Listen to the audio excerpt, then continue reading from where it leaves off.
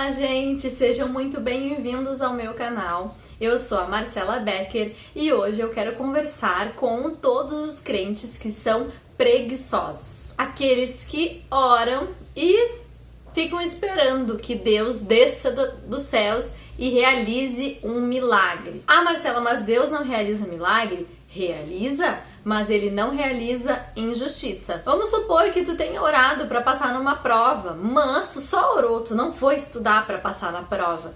Vocês acham mesmo que Deus vai fazer vocês passarem nessa prova? Sendo que a outra pessoa também orou a Deus, se matou estudando. Então, quem que Deus vai ajudar? Neemias 4:9. Porém, nós oramos ao nosso Deus e como proteção pusemos guarda contra eles de dia e de noite.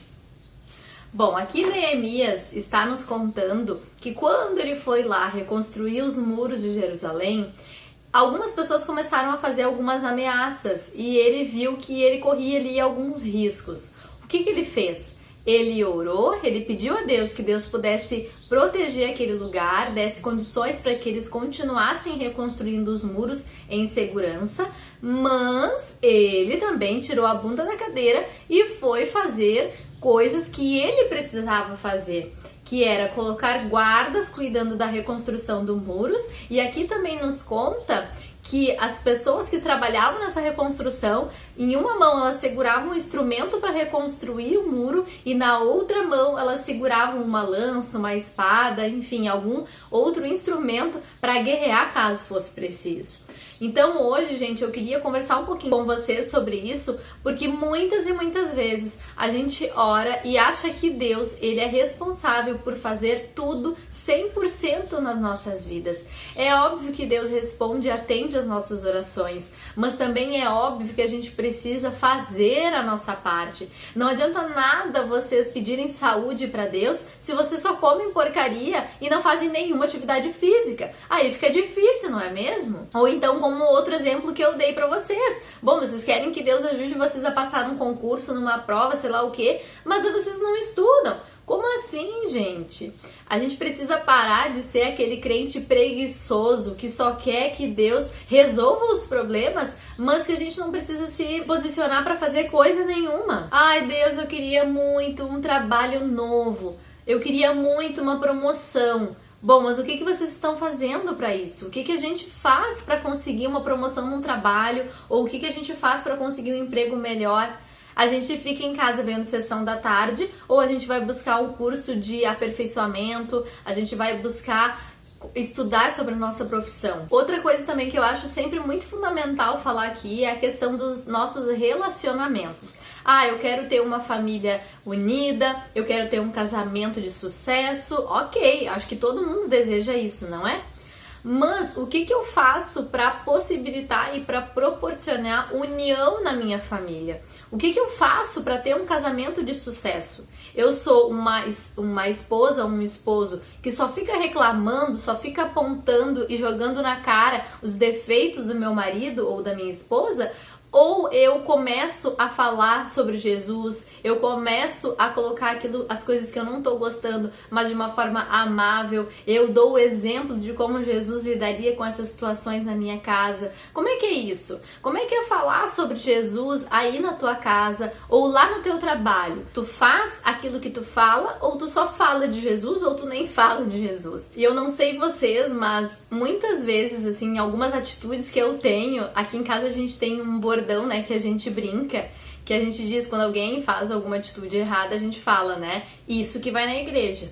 Então, assim, isso muitas vezes acontece, o meu marido fala isso, enfim, né, minha família comenta, claro que num tom de brincadeira, mas aquilo faz muito sentido, porque se eu tenho uma atitude ruim ou negativa, eu não estou representando quem é Cristo dentro daquele contexto que eu estou. Então, quando as pessoas falam isso pra mim, né, isso que vai na igreja, imagina se eu não fosse na igreja, como é que seria? Seria pior, né? Ou então, assim, tu por ir na igreja ou por praticar uma fé, tu tem que ter uma postura e dar um exemplo diferente dos demais, né? Então, assim, é uma responsabilidade, mas é algo que a gente realmente, de fato, precisa se posicionar. Não que a gente vai ser santos, né? Não é isso, perfeito sem defeito. Mas de alguma forma a gente tem que tentar o máximo possível dar o exemplo, justamente pelo fato, né? Não é isso, mas usando a brincadeira, pelo fato de irmos à igreja, né?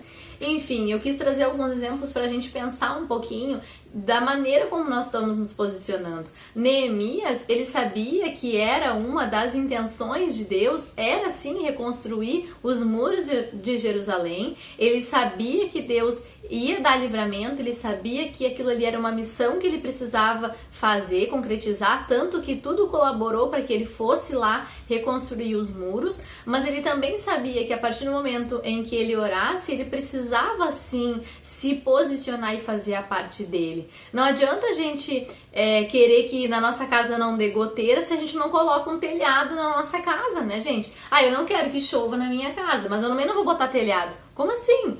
Então tem coisas que a gente precisa sim nos posicionarmos, que a gente precisa sim fazer a nossa parte, porque Deus ele realiza sim milagres, como eu falei antes, mas a gente também precisa fazer aquilo que nos cabe, até como uma forma de mostrar a Deus o quanto nós temos nos empenhado e o quanto nós queremos algo. Se eu quero um casamento feliz, se eu quero uma promoção de emprego, eu preciso mostrar o quanto eu quero isso, porque se eu fico sentada sem fazer nada, significa que eu não quero alcançar algo, né, diferente na minha vida.